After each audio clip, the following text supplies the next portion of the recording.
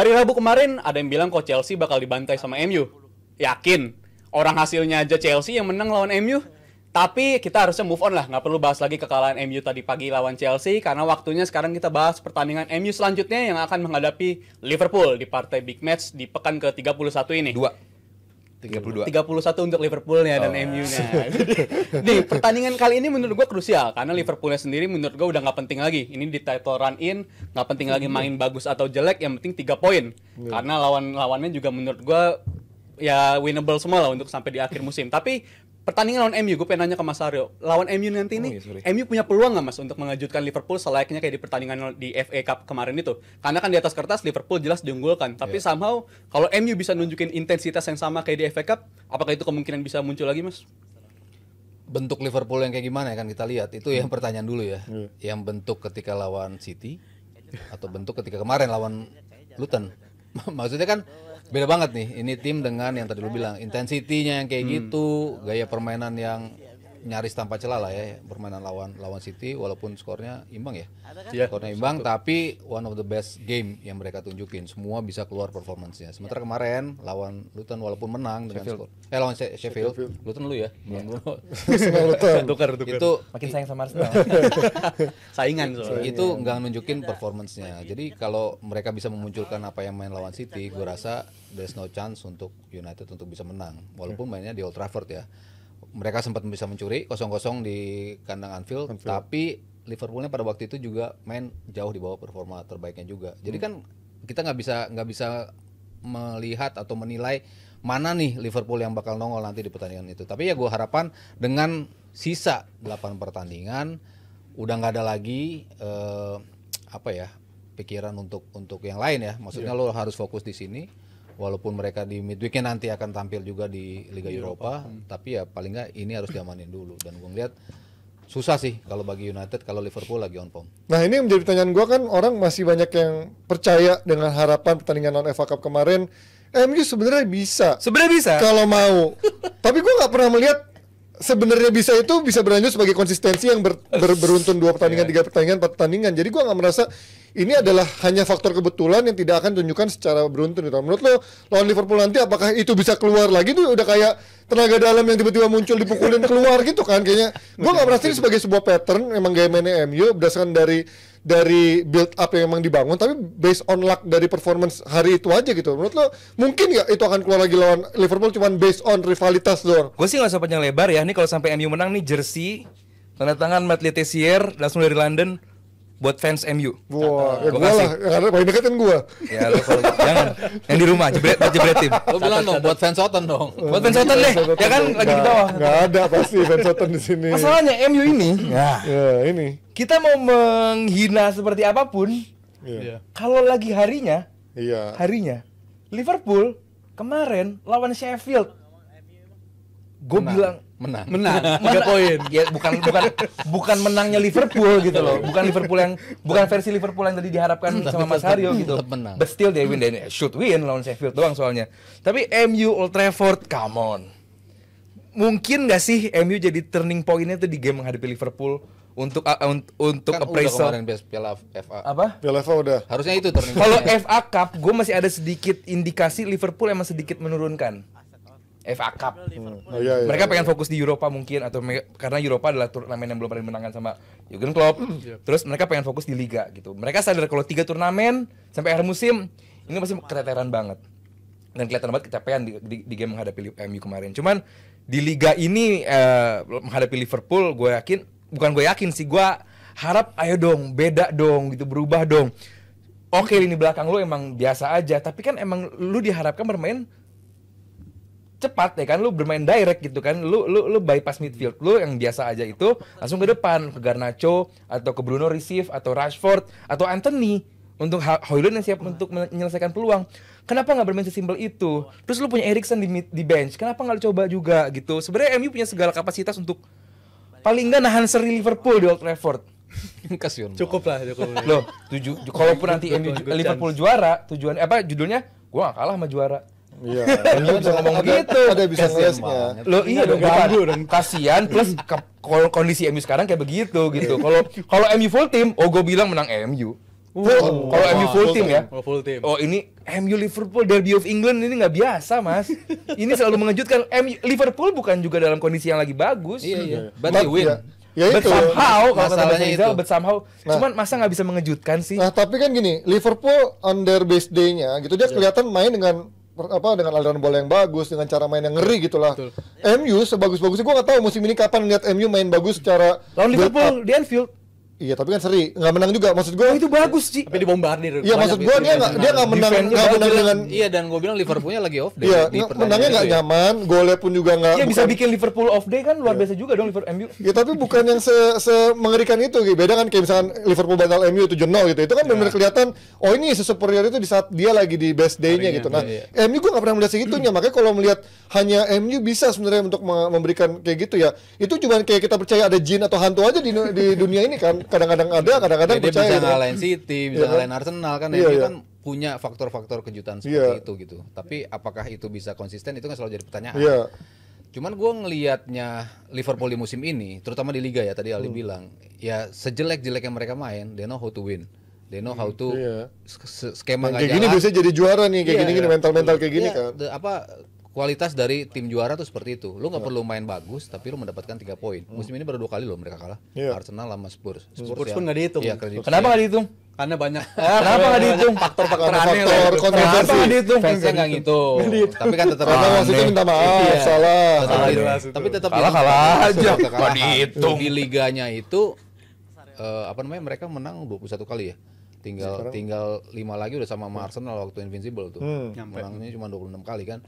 Arsenal banyak seri, iya, ngaku-ngaku jaraknya piala nggak terlalu emas jauh ya. untuk mencapai 26 kemenangan. Jadi gua ngeliat sih konsistensi Liverpool dengan permainan yang nggak selalu oke, tapi mereka tetap konsisten dan they know how to win.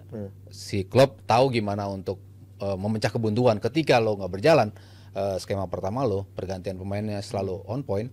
Itu yang gua rasa akan sulit, apalagi materi tadi yang lo bilang itu nggak lengkap dari sisi defense, center back. Lo nggak ada center back sama sekali. Shaw yang biasanya bisa gantiin nggak ada juga. Lo milih siapa untuk jadi center back nanti? Mampus lah ntar Maguire Kambuala kenapa emang? membuat. Masa iya. Gue Kambuala jelek. Bilang sama gue Kambuala jelek. Oke. Ya udah emang. Just oke. Nggak, gue bilang jelek. Gue bilang jelek. Kenapa? Kapan bagusnya? Oke lah, oke. Nggak jelek juga. Oke kan dalam tahap ya oke untuk jadi Untuk pengganti sebagai saat- backup.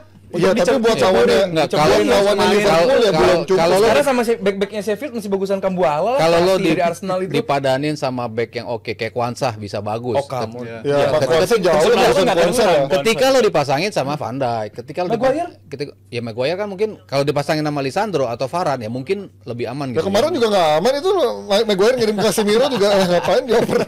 Ya maksudnya siapa yang tandem lo tapi dalam skema yang lumayan cukup panjang, Iya, nggak cuma iya. dalam satu game gitu. Kalau dalam satu game kan susah lo untuk bisa mengharapkan pemain yang masih fresh gitu untuk melawan Itu dia maksudnya. Liverpool gitu. Yang gue takutkan adalah kondisinya ini baru inget gue. Liverpool bagus di babak kedua setelah pergantian pemain. MU hancurnya di babak kedua, khususnya menit-menit akhir. Jadi kalau MU menang, gol cepat. Itu harus terjadi karena Liverpool pun beberapa kali one shot one goal juga pernah kejadian gitu, baru keserang waktu lawan Brighton contohnya, baru keserang kejadian gol. Itu bisa mungkin nggak MU menusuk di awal-awal game? Walaupun belum tentu aman menang ya. Belum tentu sangat amat, apalagi menit 90 itu Ten Hag time. Artinya kebobolan itu di menit itu MU. Ya masalahnya MU nggak bisa bertahan juga kan. Itu. Buat kan nggak bisa bertahan juga. Dan gue nyambungin dari Bang Aldi, walaupun bisa aja nyari gol cepat dari United kayak contohnya lawan Brighton kemarin, si Brighton nyuri gol cepat di Anfield lawan Liverpool. Tapi Liverpool di musim ini kan juga salah satu tim, bahkan bukan salah satu tim terbanyak unggul dari soal losing possession. Menurut gue poin penting lagi untuk Liverpool, dan yang bisa gue pikirkan sih untuk pertandingan lawan MU nggak akan lagi terjadi kayak pertandingan lawan FA Cup, di mana Liverpool di babak kedua udah kayak mandang sebelah mata, abis itu udah sloppy, udah ngerasa game udah menang. Menurut gue itu nggak akan terjadi lagi buat MU di pertandingan besok. Dan ditambah menurut gue MU bakal belum membaik dari faktor 2 pertandingan terakhir, di mana jumlah shot tadi udah gue sebutin, ini menurut gue masih nggak akan bisa diselesaikan lah dalam waktu sesingkat ini. Waktu udah time is running out kalau gue bilang, menuju akhir musim udah deket banget. Dan menurut gue ini udah nggak akan hilang di pertandingan Liverpool besok pun, udah nggak akan hilang. Jumlah peluang yang bakal mereka kebobolan itu bakal masih banyak juga. Dan kalau Liverpool bisa ngambil peluang itu, menurut gue kelar MU di pertandingan kayak begini. Menurut gue Itu bahayanya di situ. Walaupun waktu itu gue juga sempat ngomongin hal yang sama di pertandingan FA Cup, tapi itu kan di FA Cup bedanya MU di 30 menit pertama intensitasnya tinggi banget. Itu mainnya bagus banget. Liverpoolnya kaget, tapi lagi-lagi gue bilang menurut gue Liverpool nggak akan ngulangin pertandingan kayak FA Cup. Mungkin kejadian lebih bagus. Mungkin. Dan mungkin faktor pemilihan pemain juga untuk pertandingan kan gue biasa selektif ya soal pemilihan bek kiri, soal Joe Gomez atau Robertson. Untuk pertandingan lawan MU gue nggak ragu untuk mainin Robertson dari awal. Nah, ini kita pernah bahas. Kenapa lu milih Robertson? Untuk pertandingan gue pernah lu bilang Joe Gomez lebih bagus daripada Robertson. Sama Sario kan pas lawan City. Ya. Kenapa Robertson bagus? Based on game, based on lawannya siapa, based on lawannya kayak siapa, penampilannya lawannya kayak apa. Menurut gua kalau lawannya kayak macam Foden, abis itu ditunjukkan Saka juga. Gomez kan waktu itu dimaininnya di situ dan menurut gua lebih nyaman di situ. Itu juga Klopp udah ada Anthony atau Garnacho. Wah, gila Anthony bisa. Mendingan Robertson gua. Cukup Robertson untuk defense. Untuk Robertson. That's why gua bilang kalau masih ada James Miller di sana bukan cuma faktor defense dong. Tadi malam lihat Trivela assist dari Anthony. Itu bagus if Trivela. Ntar kejadian lu ke Højlund gimana Liverpool? Ya untung umpannya di sepertiga kedua. Kalau di sepertiga terakhir enggak nyampe. Untung pakai kaki luar. Emang pakai kaki benernya tuh. Enggak jadi tuh pasti. Gue bilang Joe Gomez bisa diparkir dulu untuk besok. Robertson bisa main dari awal di posisi bek kiri. Bukan karena cuma faktor defense-nya dong, tapi faktor nyerang. Menurut gue Liverpool jauh lebih nyaman kalau dari segi nyerang Robertson yang main di situ karena dengan ada dia di situ, Diaz bisa lebih leluasa masuk ke dalam. Yes. Nah, ini ya. Itu bisa merubah gaya main Liverpool dan gini nih kemungkinan Diaz Danar menyulitkan dan Anthony kan walaupun dia suka track back, tapi kualitas defense dia bukan yang terbaik. Salah satunya faktor fall ke Kukurea juga salah satu faktor dia kelemahan di defense juga menurut gua. Ya main ini rasanya paling mungkin ya kayak gini ya, atau yang mungkin nggak tahu deh. Endo udah bisa ya? Endo harusnya udah bisa. Udah bisa ya. Ini udah. Kalaupun nggak bisa, nggak apa-apa McAllister ngisi Endo, Elliot di situ. Iya. Karena apa? MU ini tim yang sangat fragile di shoot. Elliot punya shoot yang bagus, Szoboszlai punya shoot yang bagus, McAllister luar biasa gitu. Jadi buat dia sama Salah nggak perlu repot-repot lu cutting inside. Shoot aja MU ini babak pertama tuh shoot yang banyak. Begitu babak kedua menit-menit akhir pumping the player inside the box. Asik. Kalau di shoot Onana bagus tau. Apa? Onana bagus kalau bola-bola dari jauh. Bolanya lepas udah ada Nunes. Rebound. Tapi gue ragu untuk ngelakuin itu Bang karena si McAllister walaupun kita tahu dia punya kualitas untuk main sebagai number 6, tapi dia pertandingan tadi malam kayak seolah-olah lupa gitu gimana caranya. Bukan lupa sih. Faktor kolektivitasnya jadi menurun dari biasanya kan kalau ada Endo dia mainnya di sisi yang lebih kanan. Iya. Bebannya jadi bertambah ketika dia jadi nomor 6. Dan nyamannya si Bradley dan nyamannya si Salah kelihatannya mainnya kalau sama si McAllister di posisi itu. Walaupun McAllister kalau dimundurin nggak jelek-jelek banget, tapi Salahnya jadi nggak kelihatan kalau nggak sebagus pas dia di depan. Itu dia sih. Nah, tapi kalau dari sisi MU-nya nih kita lihat juga formasi dari MU. Siapa aja lah yang main lah udah. Gue nggak ngerti. Ini Højlund pun menjadi Højlund nggak dipakai. Malah seneng Liverpool kalau ada Rashford. Kenapa Højlund nggak dipasang? Emang Højlund nggak ada ya? Karena Rashford bagus lawan tim-tim gede. Big game player. Iya, big game player. Nggak ada, nggak usah main Rashford, Højlund di situ. Bisa ngegolin sih, tapi nggak bagus menurut gua. Bisa golin nggak bagus mainnya. Tapi dia bisa golin. Nggak. Kan tergantung pemain yang lain. Bisa nggak? Anthony, Garnacho, Højlund depan udah. Casemiro nggak usah main lah udah. Lambat banget lu menghadapi intensitas dari midfieldnya Liverpool. Tapi siapa lagi yang Eriksen atau kalau mau mungkin Dan Hak udah nggak percaya sama Eriksen. Udah nggak percaya gitu. Kalau mau ngereplika kemenangan lawan MU lawan Liverpool di FA Cup, mungkin bisa ngelakuin switch si Bisaka sama si Dalo. Itu yang dilakuin di FA Cup. Kiri lagi. Itu bisa ngeganggu Salah. Nggak begitu ngaruh sebenarnya itu. Bukan back, maksudnya tadi back di tengah ke depan. Mau kanan kiri mah tukeran-tukeran aja dia nggak masalah. Dalo sama Wan Bissaka. Farhan juga belum tentu main ya, kemungkinan Kuambala ya. Yes. Atau ya McTominay. Nah, pertanyaan gue, Højlund semenjak dia cedera udah nggak menjadi Højlund yang bisa cetak gol lagi. Iya, nggak ada. Setelan pabrik. Pernah nggak dapet clear-cut chances si Højlund? Belakangan nggak ada. Ya belakangan nggak ada. Tapi even Haaland pun kalau nggak di fit percuma. Tapi makanya kan, tapi Haaland pun kemarin dikritik. Pergerakan dia kayak pemain kayak championship gitu. Jadi menurut gue pergerakan Højlund pun kemarin ini bukanlah pergerakan yang kayak Nunes gitu ya. Memang agresif, lebih cepat menempatkan diri di posisi yang emang dibutuhkan orang gitu. Nah menurut gue itu yang kurang dari Højlund walaupun dia nggak dapat supply. Menurut lu gimana Mas kemarin Højlund? Hilang dari Højlund dan supporting buat dia menurut gue nggak ada gitu. Maksudnya untuk melakukan itu, untuk menjadi pemantul lah. Kan dia sering juga dapat bola, tapi abis itu gue kemana, abis itu teman gue kemana. Itu yang sering link up-nya hilang menurut gue dari United. Jadi kadang-kadang kelihatan banget terisolir gitu si posisinya si Højlund. Walaupun pengambilan posisi dia salah satu yang terbaik menurut gue ya di United sekarang. United sekarang menurut gua positioningnya lumayan yang paling bagus. Maksudnya untuk mendapatkan bola, tapi bagusan McTominay Mas. Kalau ngambil posisi menurut gue ya. Oh, iya. Karena suka tiba-tiba posisi yang tiba-tiba orang nggak jaga gitu ya. Karena nggak jagain dia kan? Iya, karena orang dijaga nih, bisa dijagain nih gitu. Kalau ini kan dijagain di posisi. Kirain kenapa? Kalau dia kan di posisi dijagain pun dia bisa keluar dari penjagaan itu Iya, si ini. Kalau dia bisa nitip KTP dia.